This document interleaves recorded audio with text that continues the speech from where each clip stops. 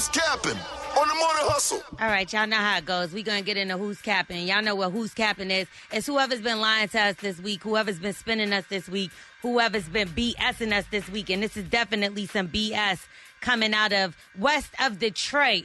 It's called Ypsilanti, Michigan. And this is, thank you, because I did my thing with saying it. We had to practice to get that pronunciation together, and you did it. That's right. So I do want to give Who's Cappin to Judge Elisha Fink of Washtenaw County over there in Michigan. Now, a man by the name of Ryan Le-Nguyen, he's a 29-year-old Asian man.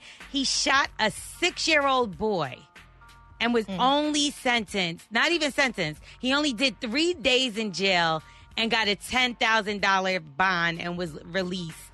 Now, the 6-year-old boy is giving his recollection of the horrific situation.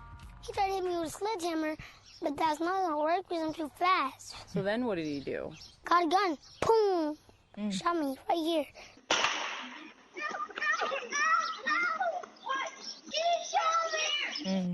Hate to hear that.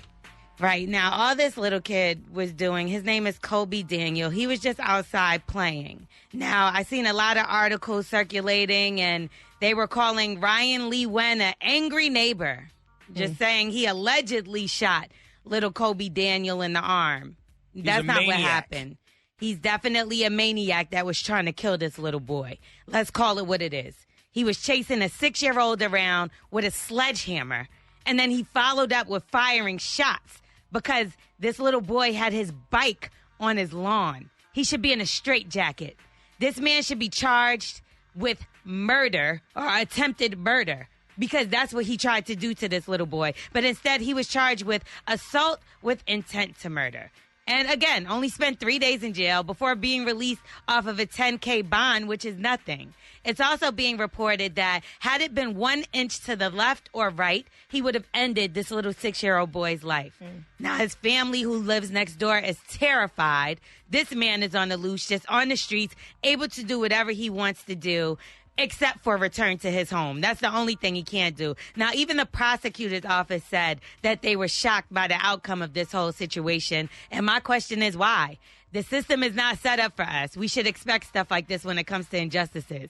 Our people are first to get done wrong, and our kids aren't safe playing anywhere. Not on the sidewalk, and they're not safe sitting in the car seats like 6-year-old Aiden Leos, who was killed because of road rage, or at Wendy's like 8-year-old Sequoia Turner, who was waiting for her mom to bring back a kid's meal, and she got hit by a stray bullet. We just want our kids to live like we did, get to run around, explore outside, have fun, and just be home before the street lights come on. Now it's so dangerous in the world that we stop telling our kids to go out and play. They're not even able to do that. We give them an iPad, we tell them to go play with that and explore, and that's not even safe because then you got predators out there. Leave our kids alone. I don't understand what the problem is. These are babies. These are our babies.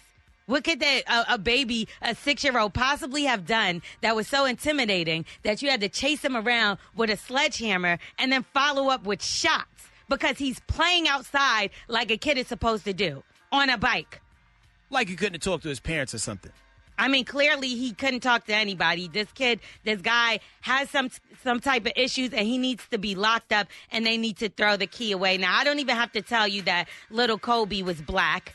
And the system is just broken, like the families of these kids' hearts. Like, come on now. They can't even, what are they supposed to do? These judges are not doing what they're supposed to do. Now, they're saying they're going to do an emergency hearing today at 11 a.m. to raise it to a $100K bond. But I still don't think that's enough. I don't think he should be walking these streets if he is not even, can't control himself with children. He shouldn't be around and anybody. Real quick, Lo, what's that judge's name again that gave him that light bond? So, yeah, she's getting Who's Cappin. That's Judge Elisha Fink of Washtenaw County. Say her name 3 more times. And her name is Elisha Fink. And let me tell y'all something. Like I said, they're having an emergency hearing. Supposedly they're switching up the judge, correct, Angie and AM? Mm-hmm. But I know we will be rallying for this child right here, and this man needs to be locked up and throw away the key, not free running these streets like he's a sane, innocent man. I'm L'Oreal.